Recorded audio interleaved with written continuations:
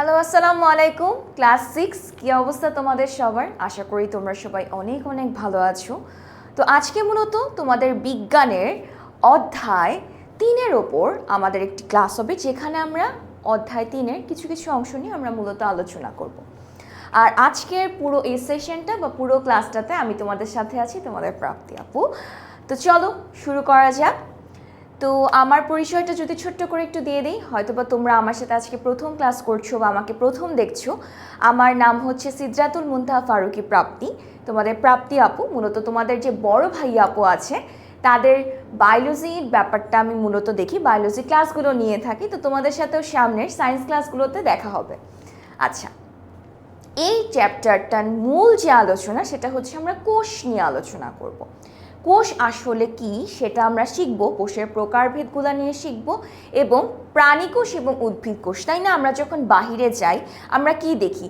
পশু পাখি, গাছপালা, নিজেদেরকে। তাহলে ভাগ যদি আমরা করে থাকি আমাদের এই পুরো জীব জগৎটা, জীব অর্থাৎ যাদের জীবন আছে তাদের ভিত্তিতে যদি আমরা ভাগ করি, আমরা দেখি উদ্ভিদ অথবা প্রাণী। তো এই যে উদ্ভিদ কোষ এবং প্রাণী কোষ, এই দুইটা নিয়ে আমরা কিন্তু আলোচনা করব। কোন কোষে কি কি অঙ্গাণু থাকে, কোন কোন কোষে কি কি অঙ্গাণু থাকে না, কেন থাকে না, বা সেটার কারণটা কি, সব কিছুই কিন্তু আজকে ইন ডিটেলসে আপু তোমাদের এই ক্লাসটাতে বুঝিয়ে দিব। ওকে, একটু ছোট্ট করে আমরা এই চ্যাপ্টারের ওভারভিউটা দেখব, যে পুরো সামারি করলে, মানে সারসংক্ষেপ যদি আমি করে নিয়ে আসি তাহলে আমি কি কি শিখব।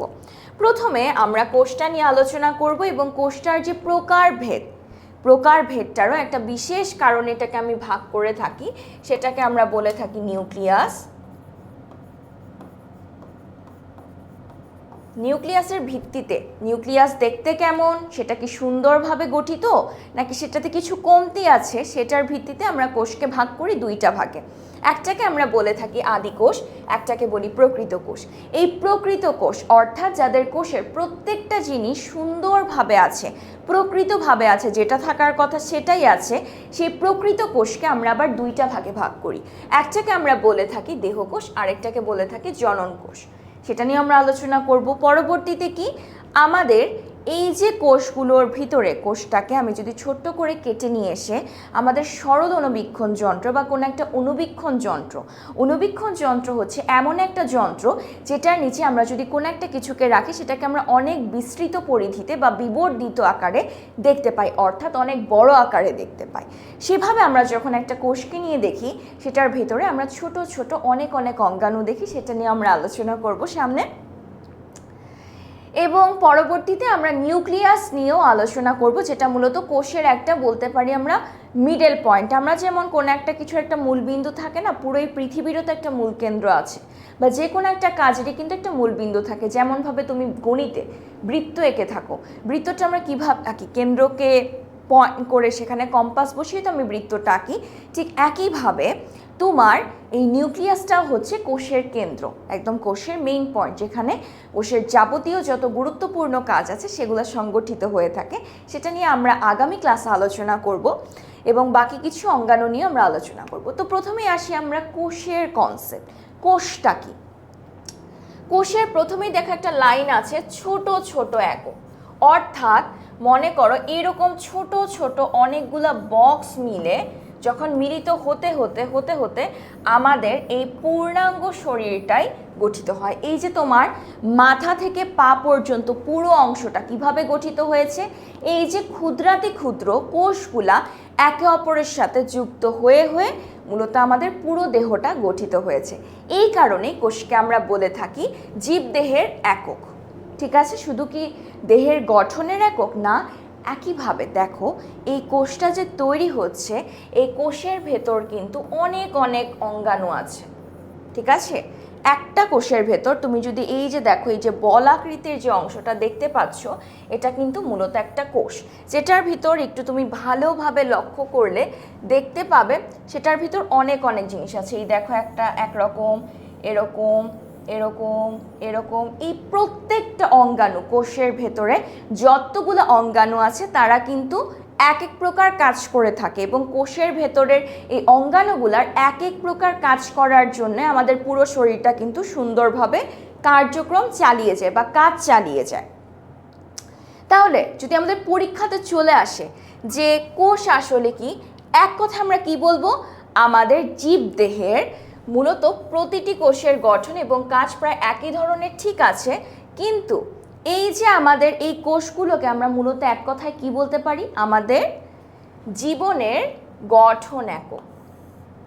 আমার জীবনটা চলার জন্য যেমন আমার পুরো শরীরটার গঠন হওয়া প্রয়োজন, একইভাবে আমার এই শরীরটাকে সুন্দরভাবে গঠিত হওয়ার জন্য, সুন্দরভাবে যে গঠিত হচ্ছে তার জন্য কিন্তু আমার শরীরের ভেতর অর্থাৎ কোষের ভেতর অনেক অনেক প্রক্রিয়া চলতে থাকে। এই প্রক্রিয়াগুলো কারা চালায়? কোষের ভেতরে থাকা অংশগুলো। অর্থাৎ আমাদের জীবদেহের গঠন এবং কাজের একককে আমরা বলে থাকি কোষ, বা এক কথায় বলতে গেলে আমাদের জীবনের গঠন এককগুলোকে আমরা কি বলি? কোষ। তাহলে কোষ কি? জীবনের গঠন একক। জীবন গঠনের একককে আমরা কি বলি? কোষ বলি। পরীক্ষাতে যদি তোমরা এখন সৃজনশীল প্রশ্ন শুরু করেছো লিখা, ক নাম্বার এরকম তোমার প্রশ্ন চলে আসতে পারে, তাই না? এইটুকু লাইন থেকে যে বিশ্লেষণ করো তো কোষ কি, তখন আমরা কি বলবো? জীবনের গঠন একক। সোজা কথায় বলতে গেলে, এক কথায় আমাদের জীবনটা পুরোপুরি যে চলছে, এই জীবনটা চলার জন্য আমার পুরো দেহটার গঠন প্রয়োজন, এবং দেহটা গঠিত হওয়ার জন্য শরীরের ভেতরে যাবতীয় নানাবিধ কাজ করা প্রয়োজন। এই সব কিছু মিলে যে কাজ করে থাকে সেটাই হচ্ছে কোষ। এই কোষ হলো তাহলে কি? দেখো, জীবনের গঠন একক। আমাদের শরীরের প্রতিটি অংশই কি কোষ দিয়ে গঠিত। যেমনভাবে তুমি যদি একটা বিল্ডিংয়ের কথা চিন্তা করো, এরকম একটা বিশাল বিল্ডিং, এই বিল্ডিংটা তৈরি হয় আসলে কিভাবে? এই বিল্ডিংটা কিন্তু এরকম অনেকগুলা ইট পরপর বসে বসে কিন্তু আমাদের পুরো বিল্ডিংটা যেমন তৈরি হয়, ঠিক একইভাবে আমাদের পুরো শরীরটার কথা আমরা যদি চিন্তা করি, মাথা থেকে পা পর্যন্ত এই পুরো কনস্ট্রাকশনের বা এই যে নির্মাণের কাজটা, সেটাও কিন্তু তৈরি হচ্ছে এই ছোট ছোট কোষগুলো পরপর বসে বসে। বুঝতে পেরেছি? তাহলে পরীক্ষাতে আসলে কোষ কি? জীবনের গঠনের একক। ঠিক কিভাবে মনে রাখবো? একটা বিল্ডিং তৈরি হওয়ার জন্য যেমন ইটগুলোকে পরপর বসিয়ে বসিয়ে আমরা পুরো বিল্ডিংটা তৈরি করি, ঠিক একইভাবে আমাদের পুরো দেহটাই গঠিত হচ্ছে কিভাবে? এই কোষগুলো ছোট ছোটভাবে বসে বসে। ঠিক আছে, এবার আসি যে এই কোষটা আসলো কিভাবে। প্রশ্ন আসে না মনে যে আপু কোষটা তো ঠিক আছে, বাট কোষের উৎপত্তিটা হলো কিভাবে? এই উৎপত্তির জন্য একজন ব্যক্তির নাম আমাদের খুব ভালো করে মনে রাখতে হবে। তিনি আর কেউ নন, তিনি হচ্ছেন ইংরেজ বিজ্ঞানী রবার্ট হুক। মূলত তার নাম রবার্ট হুক। সে কি করে? 1665 সালে তিনি একটা বোতল নেয়, এরকম একটা বোতল নেয়। এই বোতলের যে ছিপিটা থাকে, এই যে সেই ছিপিটা অর্থাৎ মুখটা, বোতলের যে মুখটা সেটাকে নিয়ে সেটার ছিপিটার, এটাকে বলা হয় বোতলের ছিপি। কারণ আগে তো কাচের বোতল ব্যবহার করা হতো না। কাচের বোতলে কি হতো? বোতলের ওপরে এই যেরকম ছিপি আকৃতির এরকম একটা অংশ থাকতো, মানে কাঠের তৈরি। তো সে কি করলো? সেটার অংশটা, ছিপির একটু অংশ কেটে নিয়ে সে অণুবীক্ষণ যন্ত্রের নিচে দিল, এবং তখন সে দেখতে পেল যে ভিতরের অংশটা অনেকটা এরকম মৌমাছির চাকের মতো। আমরা মৌমাছির চাক দেখেছি না, যেখান থেকে কি করতে হয়? মধু সংগ্রহ করতে হয়। ঠিক সেরকমই দেখতে ছিল, এরকম ছোট ছোট ঘর আকৃতির। এবং সেখান থেকে কি হলো? তিনি ধরতে পারলেন যে প্রত্যেকটা বস্তু বা এরকম কোষ দিয়ে মূলত গঠিত হয়ে থাকে। ঠিক আছে, এই যে এখানে মূলত সেই কথাগুলাই তোমার লেখা আছে। তিনি একটি বক্স পরীক্ষা করেন এবং সেখান থেকে ছিপিটা থেকে তিনি মূলত বুঝতে পারেন যে প্রত্যেকটা বস্তুর ভেতরে এরকম কোষগুলো পরপর বসে বসে পুরো অংশটার গঠন সৃষ্টি হয়। তাহলে এখন অবধি আমরা কি শিখলাম? প্রথমত আমরা শিখলাম কোষ কি? জীবনের গঠন একক। পরবর্তীতে আমাদের প্রশ্ন যদি আসে কোষের আবিষ্কারককে, তার নাম আমরা জানি, তার নাম হচ্ছে কি? Robert Hooke. তার নাম কি? Robert Hooke. চলো এরপর আমরা চলে যাই কোষের প্রকারভেদ। তুমি যখনই কোনো একটা কোষের ভেতর যাবে, এটা যদি কোনো একটা কোষ হয়, আপু শুরুতেই বলেছি না, এর মাঝে একটা বিশাল বড় আকৃতির পয়েন্ট থাকে। এরকম কোষের মাঝে যে গোলাকার যেই পয়েন্টটা থাকে, এটাকে আমরা বলে থাকি নিউক্লিয়াস। কোষটা তো মূলত আমাদের দেখতে এমন হয়ে থাকে, তার ভেতরে এরকম একটা মাঝ বরাবর একটা পয়েন্ট থাকে। এই পয়েন্টটাকে আমরা বলে থাকি নিউক্লিয়াস। সেটার বাংলা করলে আমরা কি বলি জানো? সেটার বাংলা করলে আমরা বলি কেন্দ্রিকা। ঠিক একইভাবে আমাদের ম্যাথের যেমন কেন্দ্র, নিউক্লিয়াসটাও কোষের তেমনই একটা কেন্দ্রিকা। ঠিক আছে, এই নিউক্লিয়াসটার সুন্দর গঠনটা হচ্ছে তোমার তার চারিদিকে এরকম একটা আবরণ থাকবে, দেখো এরকম একটা বলের আবরণ, সুন্দরভাবে একটা আবরণ থাকবে, তার মাঝে এরকম একটা গোলাকার বস্তু থাকে, তার চারিদিকে এভাবে করে আমাদের ক্রোমাটিন তন্তু বা এই যে মনে করো বাবা মার কিছু কিছু বৈশিষ্ট্য তোমার সাথে মিলে যাচ্ছে, কিছু কিছু অমিল হচ্ছে, কেন হচ্ছে? কারণ বাবা মার কিছু বৈশিষ্ট্য তোমার মধ্যে চলে আসছে। এই যে বাবা মার বৈশিষ্ট্যটা তোমার কাছে চলে আসলো, যেই বস্তুটার কারণে চলে আসে সেটা হচ্ছে নিউক্লিয়াসের ভেতরে থাকা এই সুতার মতো অংশগুলা, যেটাকে আমরা ক্রোমোজোম বলে থাকি। এই অধ্যায়ের শেষের দিকে আমরা এই নিউক্লিয়াস নিয়ে পূর্ণাঙ্গভাবে আলোচনা করব। এখন তুমি এটা জাস্ট মনে রাখো, একটা কোষের যদি মাঝ বরাবর পয়েন্টে যাও, সেখানে তুমি যে অংশটাকে দেখতে পাবে তার নাম হচ্ছে নিউক্লিয়াস, বা বাংলায় বললে কেন্দ্রিকা। এই নিউক্লিয়াসটার গঠনটা কি সুন্দর নাকি অপূর্ণ, পূর্ণ নাকি অপূর্ণ, অর্থাৎ তার প্রত্যেকটা অংশ আছে কি নেই, সেটার ভিত্তিতে আমরা কোষকে দুই ভাগে ভাগ করি। একটাকে আমরা বলে থাকি তোমার আদি কোষ, আরেকটাকে বলি প্রকৃত কোষ। এই দেখো তুমি এখানে যে চিত্রটা দেখতে পাচ্ছ, দেখো তার নিউক্লিয়াসটার সব কিছু কিন্তু কেমন ছড়ানো ছিটানো, কিন্তু নিউক্লিয়াস থাকার কথা ছিল কেমন, এরকম সুন্দরভাবে গোল অবস্থায় ছিল না, তার ভেতর কিন্তু সেরকম কোনো আবরণ নেই, অর্থাৎ নিউক্লিয়াসের কোনো আবরণ নেই, সব কিছু কি ছড়ানো ছিটানো। যেই কোষের নিউক্লিয়াসটার কোনো আবরণে আবদ্ধ থাকে না, কোনো কিছু দ্বারা লিমিটেশন নেই, বরং সব কিছু কি অগোছালো, ছড়ানো ছিটানো, সেই ধরনের কোষকে আমরা কি বলি, সেটাকে আমরা বলি আদি কোষ। উদাহরণ হচ্ছে ব্যাকটেরিয়া, যেগুলা ভাইরাস, ব্যাকটেরিয়া, এগুলাকে কি আমরা খালি চোখে দেখতে পাই না, হয়তো বা এই যে আপুর হাতে বা এইখানে অনেক অনেক ভাইরাস ব্যাকটেরিয়া আছে, কিন্তু আপু কিন্তু দেখতে পাচ্ছি না, এরাই কিন্তু মূলত হচ্ছে আদি কোষ। কেন? তাদের নিউক্লিয়াসটা কোনো কিছু দ্বারা আবদ্ধ অবস্থায় নেই, অর্থাৎ কোনো লিমিটেশন নেই, তাদের সব কিছু কি এরকমভাবে ছড়ানো ছিটানো। ক্লিয়ার? এরপরে আমরা চিন্তা করি প্রকৃত কোষ।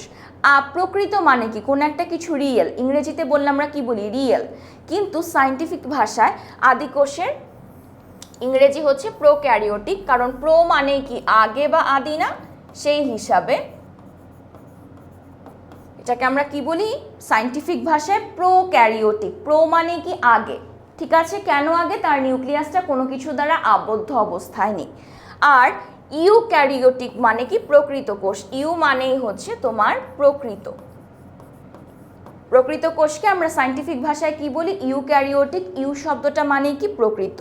প্রকৃত কোন একটা কিছু রিয়েল, তার মানে কি তার নিউক্লিয়াসটা খুব সুন্দরভাবে সাজানো, অর্থাৎ তার নিউক্লিয়াসটা সুন্দর একটা বাহিরে কি আছে, আবরণ আছে, তাই না? তাহলে যেই কোষের আবরণ আছে তাকে আমরা বলি প্রকৃত কোষ, সায়েন্টিফিক ভাষায় ইউক্যারিওটিক। উদাহরণ কারা? আমরা, গাছপালা, রাইট? আর যেই সব কোষের নিউক্লিয়াস কোনো কিছু দ্বারা আবদ্ধ নয়, অর্থাৎ ভিতরের সব কিছু ছড়ানো ছিটানো, সেটাকে আমরা কি বলি, আদি কোষ বা প্রোক্যারিওটিক। উদাহরণ কি? ব্যাকটেরিয়া। তাহলে নিউক্লিয়াসের ভিত্তিতে কোষ দুই প্রকার, একটা আদি, একটা প্রকৃত। যার নিউক্লিয়াস খুব সুন্দরভাবে গঠিত সেটা প্রকৃত, যেটার গঠিত না সেটা আদি। তারপরে উদাহরণ দিয়ে আমরা লিখে দিব। এখান থেকে কিন্তু আমাদের অনুধাবনের ছোট ছোট প্রশ্ন কিন্তু চলে আসতে পারে, অনুধাবনের সৃজনশীলের 2 নম্বরে, যে পার্থক্য লিখে দেখাও, ঠিক আছে? এরপরে আমরা চলে যাই সামনের দিকে। এটা তো গেল নিউক্লিয়াসের ভিত্তিতে। এবার কোষের কিছু কাজ আছে। সব কোষ তো আর একরকম কাজ করবে না। যেমন আমাদের বাসায়ও কি কেউ কেউ হয়তো বা যখন আমরা ইফতারি রেডি করছি, মা হয়তো বা ইফতার রেডি করছে, আমরা হয়তো বা টেবিলটা সাজিয়ে দিচ্ছি ইফতারটাকে, তাই না? এক একজনের কাজ এরকম। ঠিক একইভাবে আমাদের দেহের যে কোষগুলো, সেখানেও 2 প্রকার ভেদ আছে। এক প্রকার কোষ থাকে যারা শুধুমাত্র আমাদের দেহটাকে গঠন করে। দেহ যেহেতু গঠন করছে, নামেই কিন্তু আপু সব বলে দিয়েছি, দেহ গঠন করছে, তার মানে এই ধরনের কোষগুলোকে আমরা কি বলবো, দেহ কোষ, যেগুলা কি করবে, দেহের গঠন এবং বৃদ্ধিতে অংশগ্রহণ করবে। এই যে দেখো, এই যে দেখো, আস্তে আস্তে আস্তে আস্তে সে কিন্তু বড় থেকে বৃদ্ধ হচ্ছে, অর্থাৎ তোমার বৃদ্ধি ঘটছে, সেটা কি দেহকোষ। আর এই ছবিটাতে দেখো, বাবা মার থেকে সন্তানের জন্ম হচ্ছে, তার মানে কি প্রজন্ম আকারে বৃদ্ধি পাচ্ছে, যেটাকে আমরা কি বলি, প্রজনন। প্রজননকে প্র কেটে দিলে কে থাকে, জনন। অর্থাৎ যে সকল কোষ জনন কাজে অংশগ্রহণ করে, অর্থাৎ বাবা মা মিলে এই যে সন্তান তৈরির যে প্রক্রিয়া, সেসব কাজে অংশগ্রহণ করে, সেগুলোকে আমরা কি বলি, জনন কোষ। কাজের ভিত্তিতে কোষ কয় প্রকার, 2 প্রকার। একটাকে বলি দেহকোষ, আরেকটাকে কি বলি, জনন কোষ।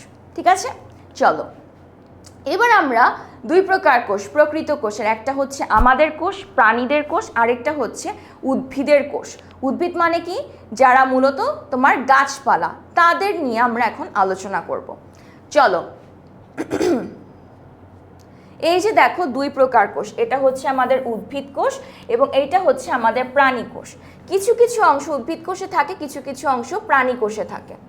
যেমন তুমি যদি উদ্ভিদ কোষে তাকাও, উদ্ভিদ কোষ চেনার একটা বিশাল বড় উপায় হচ্ছে তাদের মাঝ বরাবর এরকম একটা ফাঁকা জায়গা থাকে। এই ফাঁকা অংশটাকে আমরা বলে থাকি তোমার কোষ গহ্বর। এই গহ্বর শব্দটা মানেই হচ্ছে ফাঁকা স্থান। গহ্বর মানে কি? ফাঁকা স্থান। তুমি যদি উদ্ভিদ কোষের ভেতরে যাও, উদ্ভিদ কোষের ভেতরে ঢুকলেই, কোষটাকে দেখলেই তুমি দেখবে তার মাঝে বরাবর একটা বিশাল বড় ফাঁকা স্থান আছে। সেই ফাঁকা স্থান মানে কি? গহ্বর। আর কোষের ভেতরে যেহেতু আছে এটাকে আমরা কি বলি? কোষ গহ্বর। এই কোষ গহ্বরের ভেতরে এক প্রকার রস থাকে যেটাকে আমরা বলে থাকি কোষ রস। এই কোষ রসগুলা উদ্ভিদ কোষের ভেতরে যাবতীয় কাজগুলো ঠিক রাখতে সাহায্য করে। কারণ উদ্ভিদ তো আর আমাদের মতো এদিক ওদিক যে কাজ করতে পারে না, তার একটা নির্দিষ্ট জায়গাতে অবস্থান করতে হয়, সেই অনুযায়ী তাকে কাজগুলো করতে হয়। এর জন্য তার কোষের ভেতর একটা ফাঁকা স্থান থাকে যেখানে এক প্রকার তরল বা রস থাকে, যেটাকে আমরা বলি কোষ রস। এই কোষ রসটা থাকার কারণে উদ্ভিদের ভেতরে থাকা অনেকগুলো কাজই কি হয়ে যায়? সহজ হয়ে যায়। এরপরে তুমি যদি প্রাণী কোষের দিকে তাকাও, প্রাণী কোষে কিন্তু কোনো প্রকার ফাঁকা স্থান নেই, কোনো কোষ গহ্বর নেই। আমাদের এরকম কোষ রসের কোনো প্রয়োজন হয় না, তাই প্রাণী কোষে কোষ গহ্বর থাকবে না, কিন্তু উদ্ভিদ কোষে কিন্তু অবশ্যই কোষ গহ্বর থাকবে। এরপরে তুমি চিন্তা করো, উদ্ভিদের রংটা কি সবুজ হয়ে থাকে না? গাছের পাতা বলে না গাছের পাতা সবুজ কেন? কারণ তাদের একটা বিশেষ প্রক্রিয়ার মাধ্যমে তারা নিজেদের খাবার প্রস্তুত করে, যেটাকে আমরা কি বলি?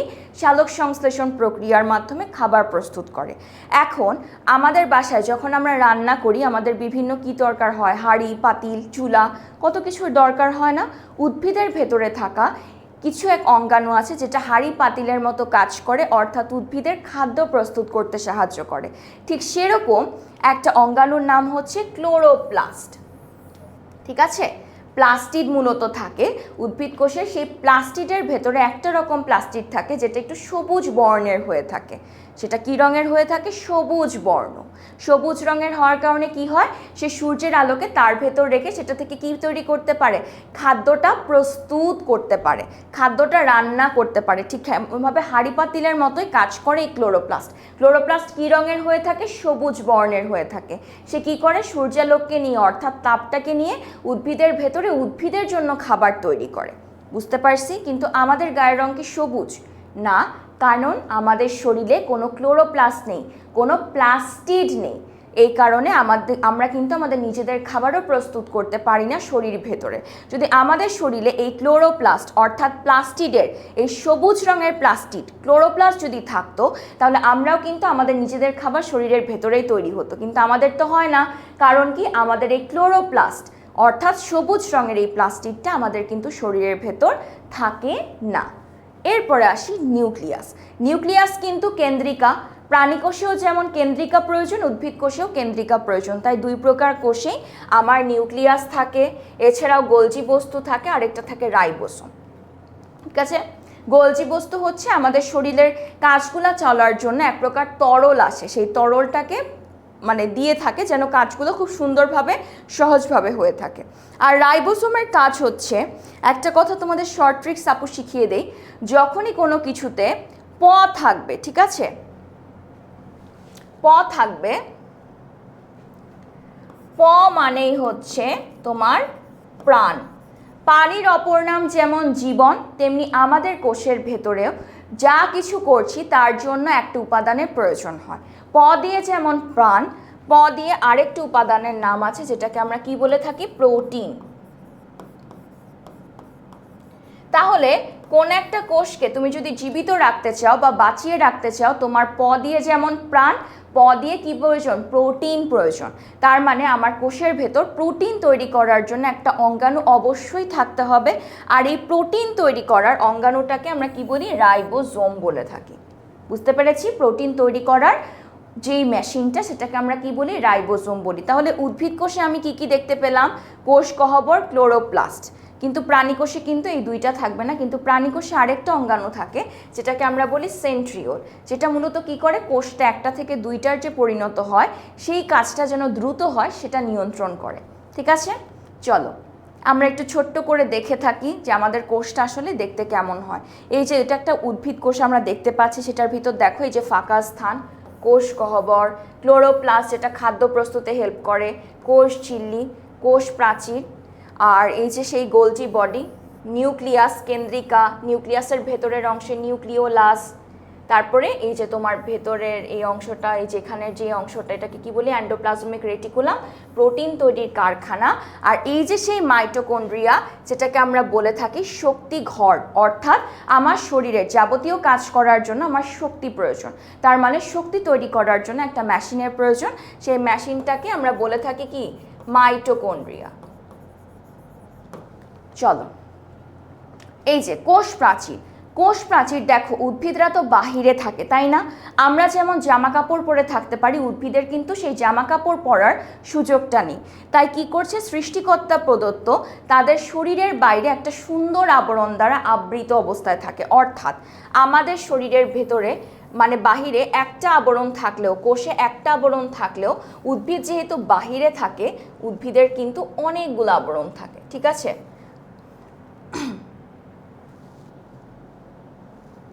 উদ্ভিদের কোষটা যদি আমরা দেখি, উদ্ভিদের কোষে এরকম দুইটা আবরণ থাকে, কারণ উদ্ভিদরা বাহিরে থাকে। ঠিক আছে, তাই তাদের বাইরের যে কোষের আবরণটা সেটাকে একটু মোটা হতে হয়, আমাদের মতো তো তারা পোশাক আশাক পরতে পারে না, এই যে তার যে বাহিরের আবরণটা এটাকে আমরা কি বলে থাকি কোষ প্রাচীর বলে থাকি। ঠিক আছে, এটা তো গেল উদ্ভিদ কোষ। আর তুমি যদি একটা প্রাণী কোষের কথা চিন্তা করো, প্রাণী কোষের কিন্তু এরকম দুইটা আবরণ থাকে না, তার শুধুমাত্র একটা আবরণই থাকে। ঠিক আছে, কোনো কোষ প্রাচীর না, সেটাকে আমরা বলে থাকি কোষ ঝিল্লি। আর তুমি যদি উদ্ভিদ কোষের দিকে তাকাও, তার কোষ প্রাচীরের ভেতরে আরেকটা আবরণ, সেটাই হচ্ছে কি কোষ ঝিল্লি। দেখো তাহলে একটু ভালোভাবে লক্ষ্য করি, এটা হচ্ছে উদ্ভিদ কোষ, দেখো দুইটা আবরণ, বাহিরের আবরণটাকে বলছি কোষ প্রাচীর, তার ভেতরে থাকে কোষ ঝিল্লি। আর প্রাণী কোষের দিকে যদি তাকাও, প্রাণী কোষে শুধু কে থাকছে কোষ ঝিল্লি, কারণ আমরা তো পোশাক আশাক পরতে পারছি, উদ্ভিদ তো সেরকম পোশাক আশাক পরতে পারে না, সে বাহিরে দাঁড়িয়ে থাকে, তাই তার কোষটা একটু তুলনামূলকভাবে পুরো বা মোটা, সেটাকে কি বলি কোষ প্রাচীর। তাহলে কোষ প্রাচীর আমরা কাদের মধ্যে দেখতে পাবো, উদ্ভিদের মধ্যে দেখতে পাবো, প্রাণী কোষে, এবং এই কোষ প্রাচীরের ভেতরে ছোট ছোট ছিদ্র থাকে, এরকম ছোট ছোট ছিদ্র থাকে যেন বাইরের অনেক আবরণ সে তার শরীরের ভেতর নিতে পারে, যেন সে খাদ্য প্রস্তুত করতে পারে, বাকি যাবতীয় যে কাজ আছে তার জন্য সে পরিবেশ থেকে যেন অনেক উপাদান নিতে পারে, এর জন্য এই কোষ প্রাচীরের গায়ে ছোট ছোট ছিদ্র থাকে, যেটাকে আমরা কি বলি, যেটাকে আমরা বলে থাকি কূপ। তাহলে কোষ প্রাচীরের যেহেতু ছোট ছোট ছিদ্র থাকে, কি হয় ভেতরের বা বাইরের অনেক তরল পদার্থর চলাচলটা সম্ভব হয়। এরপরে আমরা কোষের ভেতরে যা কিছুই পাই না কেন, কোষকে মূলত আমরা যদি একদম ছোট্টভাবে ভাগ করি, কোষটা দেখতে তোমার মনে করো এরকম তো একটা কোষ, এই কোষের বাইরের আবরণটাকে আমরা বলি কোষ প্রাচীর, আর মূলত তার ভেতরে এই প্রাচীরের কোষ প্রাচীর বা অনেক ক্ষেত্রে আমরা দেখি যে কোষ ঝিল্লি থাকলো এরকম একটা,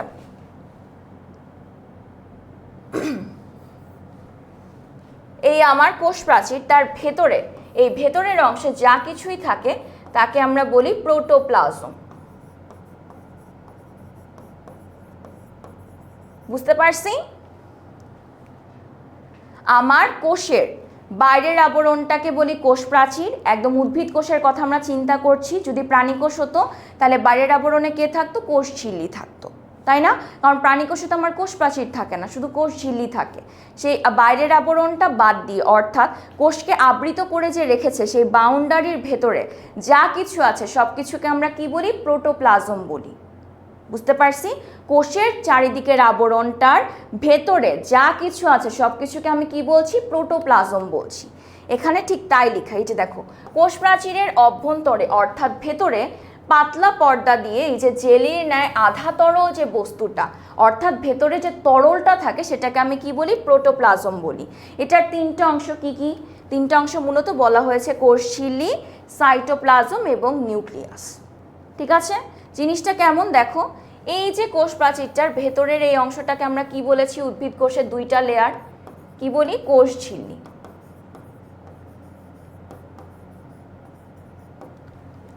এবং তার ভেতরে এই গোলাকার যে একটা কেন্দ্র থাকে সেটাকে আমরা কি বলি, নিউক্লিয়াস।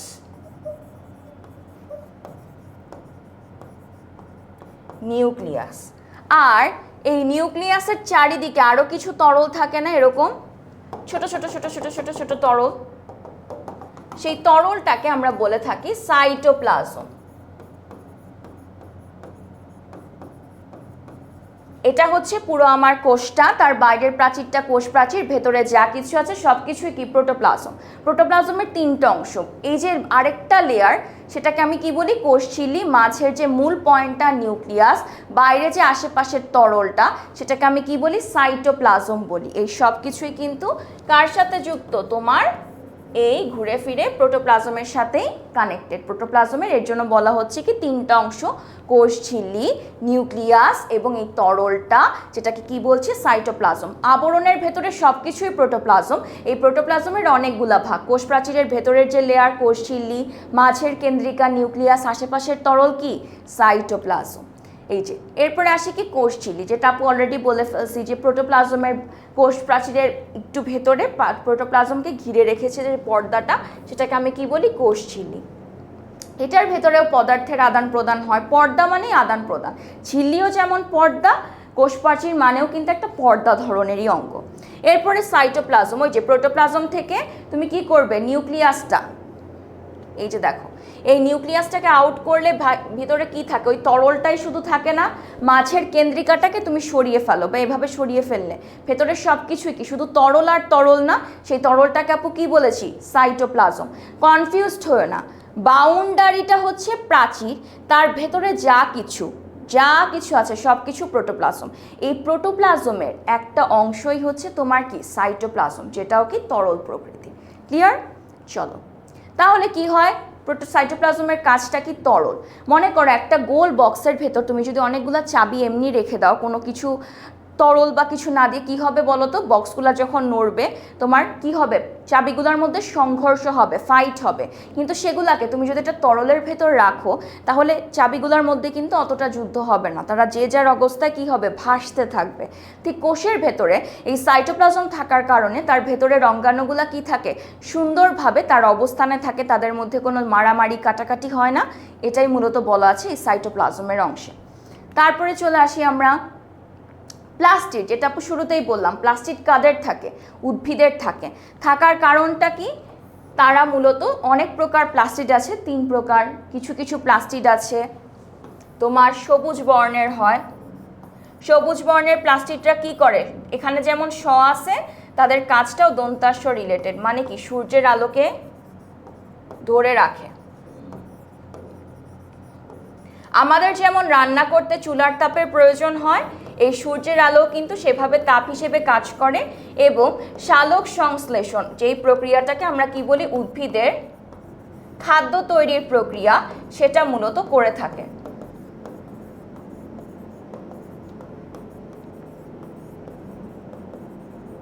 ঠিক আছে, আরেক প্রকার প্লাস্টিড থাকে যেটা মূলত তোমার একটু রঙিন বর্ণের হয়। এই রঙিন বর্ণের প্লাস্টিকগুলা তোমার মূলত ফুল ফলে থাকে, অর্থাৎ মানুষকে আকর্ষণ করতে সাহায্য করে। ঠিক আছে, আরেক প্রকার প্লাস্টিক থাকে যেটার মধ্যে তোমার কোনো বর্ণই নেই, বর্ণহীন মানে কোনো রং নেই।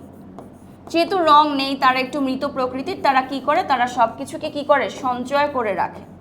যেমন খাদ্যকে তাদের ভেতরে সঞ্চয় করে ধরে রাখে। এই তো প্লাস্টিক তোমার শুধুমাত্র উদ্ভিদ কোষে আমি দেখতে পাবো, আমাদের মধ্যে থাকবে না। যদি থাকতো কি হতো, আমরা এরকম রঙিন টঙিন হয়ে যেতাম, সবুজ, কোনো অংশ লাল, নীল, বেগুনি এরকম হতো। এরকম তো আমাদের হয় না, কারণ আমাদের ভেতর প্লাস্টিক নেই।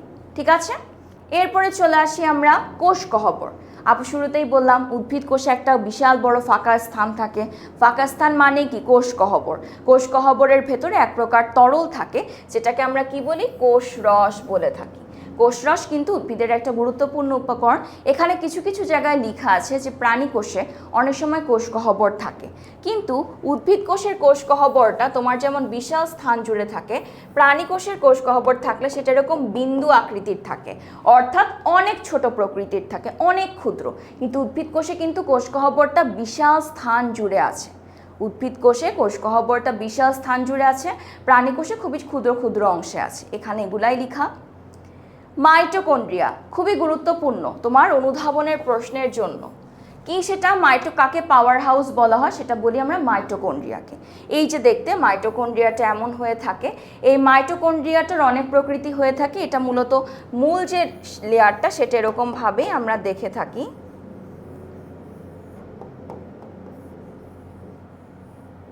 এরকম আকৃতির হয়ে থাকে। এই মাইটোকন্ড্রিয়ার ভেতরের এই যে অংশগুলো দেখছো না, এই যে এই অংশটা, এখানে মূলত অনেক প্রকার উপকরণ থাকে, যে উপকরণ থাকার কারণে আমাদের শরীরে, আমাদের বলো উদ্ভিদের বলো সবার শরীরে শক্তি উৎপাদনের প্রক্রিয়াটা অনেকটাই সহজ হয়ে যায়। এবং এদের কিন্তু দুইটা লেয়ার থাকে, ঠিক আছে? মাইটোকন্ড্রিয়ার দুইটা ভাঁজ থাকে, এই যেটা হচ্ছে বাইরের, আর এই ভেতরের অংশটার দিকে তুমি যদি একটু লক্ষ্য করো, দেখো আপু যখন এঁকেছি এখানে একটা ভি আকৃতির বা একটা ভাঁজ হয়ে গেছে, এরকম একটা ভাঁজ আকৃতির সৃষ্টি হয়ে গিয়েছে না, এরকম একটা ভাঁজ। এই ভাঁজটাকে বলা হয়েছে যে ভেতরের দিকে তোমার একটু ভাঁজ থাকে, এরকম একটা ভাঁজ থাকে। এই যে দেখো ভাঁজগুলা দেখতে পেয়েছো? এটাই মূলত এখানে বলা আছে যে ভেতরের অংশ কিছুটা ভাঁজ থাকে, বাইরের অংশটা একদম পুরোপুরি মসৃণ। এবং এর ভেতরে বিভিন্ন প্রকার উপকরণগুলাই কি করে? একটা বিশেষ প্রক্রিয়ার মাধ্যমে খাদ্য প্রস্তুত করে বা শক্তি প্রস্তুত করে, শক্তি মূলত প্রস্তুত করে। সেই প্রক্রিয়াটার নাম কি? সেই প্রক্রিয়াটার নাম হচ্ছে শ্বসন প্রক্রিয়া। এটা কেমন আমি বলি। আমরা যে খাবার খাচ্ছি, উদ্ভিদ যে খাবার খাচ্ছে, তুমি খাবার খাচ্ছ আর নাক দিয়ে কি নিচ্ছ? অক্সিজেন নিচ্ছ না? খাবারের সাথে অক্সিজেন মিলে তোমার এই এটিপিকে আমরা কি বলি? শক্তি বলি। এটাই মূলত প্রস্তুত করে থাকে এবং এই প্রক্রিয়াটাকে আমরা কি বলি? শ্বসন প্রক্রিয়া। তাহলে শ্বসন প্রক্রিয়াটা কি? যেটা হচ্ছে তুমি খাবারটা যে খাচ্ছ সেটার মূলত তোমার নাক দিয়ে গ্রহণকৃত অক্সিজেন সেটার সাথে বিক্রিয়া করে শক্তি প্রস্তুত করার প্রক্রিয়াকে বলি শ্বসন প্রক্রিয়া। এই শ্বসন প্রক্রিয়াটা কোথায় হচ্ছে? মূলত অনেকগুলো অঙ্গেই হয়ে থাকে, কিন্তু মূল যে অংশটা সেটা হচ্ছে মাইটোকন্ড্রিয়া। সবচেয়ে বেশি শক্তি পেয়ে থাকি মাইটোকন্ড্রিয়াতে, কারণ সেখানে সর্বাধিক শ্বসন প্রক্রিয়া হয়। শ্বসন প্রক্রিয়া মানে কি? খাদ্যবস্তুর সাথে অক্সিজেনের প্রক্রিয়া। এবং এর জন্য এখানে আমরা এটাকে কি বলি? পাওয়ার হাউস বলি। তো আমাদের আজকের পড়াশোনা মূলত মাইটোকন্ড্রিয়া পর্যন্তই ছিল। প্রথমে আমরা কি শিখলাম? কোষটা কি, জীবনের গঠন একক। যেমনভাবে বিল্ডিং তৈরি করতে ইটগুলো পরপর বসে, ঠিক একইভাবে আমাদের শরীরটা গঠিত হয়েছে। পরবর্তীতে কোষের প্রকারভেদ পড়েছি। কি বলেছি? কোষের ভেতর ঢুকলে আমরা একটা কেন্দ্র দেখব, যাকে আমরা কি বলি? নিউক্লিয়াস, বা বাংলায় বললে কেন্দ্রিকা। সেটার গঠন কি সুন্দর নাকি অপূর্ণ, সেটার উপর ভিত্তি করে দুই প্রকার। পূর্ণ হলে প্রকৃত, প্রকৃত, তার মানে কি? ইউক্যারিওটিক, ইউ মানেও প্রকৃত। আর যদি সুন্দরভাবে গঠিত না হয় সেটাকে আমরা কি বলবো? প্রোক্যারিওটিক, মানে কি? আদি অবস্থায় নিউক্লিয়াসটা কোনো আবরণ দ্বারা আবৃত নয়। এরপরে আমরা শিখেছি কাজের ভিত্তিতে। কয়েকটা কোষ আমাদের পুরো শরীরটাকে গঠন করছে, দেহটা গঠন করছে, দেহকোষ। কোনোটা আছে আমাদের প্রজনন বা জননে অংশগ্রহণ করছে, জনন কোষ। এরপরে আমরা দুই প্রকার উদ্ভিদ কোষ এবং প্রাণী কোষের মধ্যে দেখেছি। উদ্ভিদ কোষে যেমন তোমার কোষ গহ্বর থাকে, প্লাস্টিড থাকে, কারণ তারা নিজেদের খাবার নিজেদের শরীরে প্রস্তুত করে, এবং একইভাবে তাদের বাহিরে একটা বিশাল আবরণ থাকে, যেটাকে আমরা কি বলি? কোষ প্রাচীর, তাই না? কারণ উদ্ভিদরা বাহিরে থাকে, তাদের একটা এক্সট্রা প্রোটেকশনের দরকার হয়। আমরা তো পোশাক আশাক পরতে পারি, ওরা পরতে পারে না, তাই ওদের কোষ প্রাচীর থাকে। আর আমাদের ক্ষেত্রে আমরা কি দেখতে পাচ্ছি? সেন্ট্রিওলটা যেমন আমাদের থাকে কোষ বিভাজন, অর্থাৎ একটা থেকে দুইটা, দুইটা থেকে চারটা কোষের সংখ্যা বৃদ্ধিতে, কিন্তু আমরা কিন্তু আবার উদ্ভিদ কোষেটাকে দেখতে পাই না। তো এই পার্থক্যগুলা দেখলাম। তারপর আমরা শিখলাম যে কোষ প্রাচীরটা উদ্ভিদ কোষে থাকছে, প্রাণী কোষে থাকে না। তার ভেতরের যে আবরণটা সেটা হচ্ছে কোষ ঝিল্লি। কোষের আবরণের ভেতরে যা কিছু সব কিছুই প্রোটোপ্লাজম। প্রোটোপ্লাজমের অনেকগুলো অংশ, একটা কোষ ঝিল্লি, মাঝের কেন্দ্রিক অর্থাৎ নিউক্লিয়াস, নিউক্লিয়াসের আশেপাশে যত তরল আছে সেটাকে কি বলি, সাইটোপ্লাজম বলি। এরপর আমরা প্লাস্টিড নিয়ে আলোচনা করলাম, 3 প্রকার। সবুজ রঙের প্লাস্টিড সালোক সংশ্লেষণ অর্থাৎ উদ্ভিদের খাদ্য তৈরির প্রক্রিয়া, রঙিন প্লাস্টিড আছে, কিছুটা প্লাস্টিড আছে যেগুলো সব কিছুকে কী করে, তার ভেতর সঞ্চয় করে। এরপর আমরা মাইটোকন্ড্রিয়াকে পড়লাম, পাওয়ার হাউস, কী করে, শ্বসন প্রক্রিয়া এর মধ্যে ঘটে থাকে। শ্বসন মানে কি, খাদ্যবস্তু এবং অক্সিজেনের প্রক্রিয়ায় মূলত শক্তি প্রস্তুত। তো প্রথমে এমসিকিউ, জীবদেহের কোষ কি? কোষ জীবের গঠন একক? কোষ শুধুমাত্র উদ্ভিদের গঠন একক, প্রাণীদের, নাকি জীবের শক্তি উৎপাদন কি হবে, জীবনের গঠন একক। এরপরে কে প্রথম কোষ আবিষ্কার করেছেন? Louis Pasteur, Robert Hooke, Charles Darwin, Galileo Galilei. কি হবে? অবশ্যই আমার অপশন বি, রবার্ট হুক। পড়েছি না আমরা, বোতলের ছিপি কেটে এসে দেখেন মৌচাকের চাকের মতো অংশ। রবার্ট হুক কোন বিষয়ে পরীক্ষার মাধ্যমে, সেটা কি হবে, বোতলের ছিপি নিয়েছিল, বা অর্থাৎ বোতলের যে ঢাকনা বা মুখা সেটা। এরপরে কি, কোষের কোন অংশটি জীবনের ভিত্তি বলে পরিচিত? অবশ্যই প্রোটোপ্লাজম। আপু কি বলেছি, প দিয়ে যা কিছুই শুরু সব কিছুই কি প্রাণ রিলেটেড। তোমার যদি পতে প্রোটিন যদি না থাকে কোষ যেমন বাঁচবে না, প্রোটোপ্লাজম না থাকলেও কোষ কিন্তু বাঁচবে না। একটা জীবিত কোষ আমি তখনই বলবো, একটা কোষকে আমি বলবো যে তুমি জীবিত তখনই যখন তার ভিতর প্রোটোপ্লাজম থাকবে। বুঝতে পারছি, আবরণের ভেতরের সব কিছু প্রোটোপ্লাজম, মনে আছে? এরপরে আদিকোষের কোন বৈশিষ্ট্যটি রয়েছে? নিউক্লিয়াস আবরণ দ্বারা আবদ্ধ থাকে, একদমই না। আবরণ দ্বারা আবদ্ধ থাকে না, ঠিক। প্লাস্টিড থাকে, ভুল। কোষ প্রাচীর থাকে, ভুল। কি হবে, নিউক্লিয়ার তোমার আবরণী দ্বারা আবদ্ধ থাকে না, এর জন্য তাকে আমরা কি বলেছি, আদিকোষ। প্রকৃত কোষের কোন অঙ্গাণু কোষের শক্তি উৎপাদন করে? মাইটোকন্ড্রিয়া, পাওয়ার হাউস বলি বা শক্তি ঘর। প্লাস্টিড কোন ধরনের কোষে থাকে? অবশ্যই উদ্ভিদ কোষে, কারণ তারা নিজেদের খাবার নিজেরা প্রস্তুত করে, তাই না? আমরা কিভাবে প্রস্তুত করি না, রান্না বান্নার কাজ কিন্তু নিজের প্রস্তুত করা না, উদ্ভিদ কিন্তু তার শরীরের ভেতরই সব করে। আমরা কি শরীরের ভেতরে করি না? বাইরের থেকে মাছ কিনে আনি, মাংস কিনে আনি, শাকসবজি কিনে আনি, সব কিছু মিলে আমি বাসায় রান্না করছি, ঠিক আছে? উদ্ভিদ কোষ কোন অংশটি কোষের আকার প্রদান করে? অবশ্যই কোষ প্রাচীর, বাইরের ব্যারিয়ার, বাউন্ডারি তো আমি বুঝতে পারি যে একটা বাড়ি দেখতে কেমন, ঠিক একইভাবে কোষ প্রাচীর। কোষ গহ্বর কোথায় থাকে? শুধুমাত্র উদ্ভিদ কোষে, যদি প্রাণী কোষে থেকে থাকে সেটা কিন্তু অনেক ছোট থাকে। সাইটোপ্লাজমের প্রধান কাজ কি? কোষের শক্তি উৎপাদন, কোষের সবাঙ্গাণু ধারণ করা, কোষের আকার নির্ধারণ, নাকি কোষের বিভাজন? কি বলেছি, তরল থাকা মানে কি, কোন একটা কিছুকে ভাসমান অবস্থায় রাখবে, তাদের মধ্যে যেন মারামারিটা না হয়, তাই কি হবে, কোষের সবাঙ্গাণুকে কি করছে, ধারণ করে রাখছে। তো আজকের ক্লাসটা মূলত তোমাদের এই পর্যন্তই ছিল। আশা করি তোমরা প্রত্যেকটা টপিক বুঝতে পেরেছো। মূলত আমরা আজকে অধ্যায় 3-এর এই পর্যন্ত অংশগুলো পড়লাম। নেক্সট ক্লাসে আমরা নিউক্লিয়াস নিয়েও আলোচনা করব। তো তোমরা সবাই ভালো থাকো, আল্লাহ হাফেজ।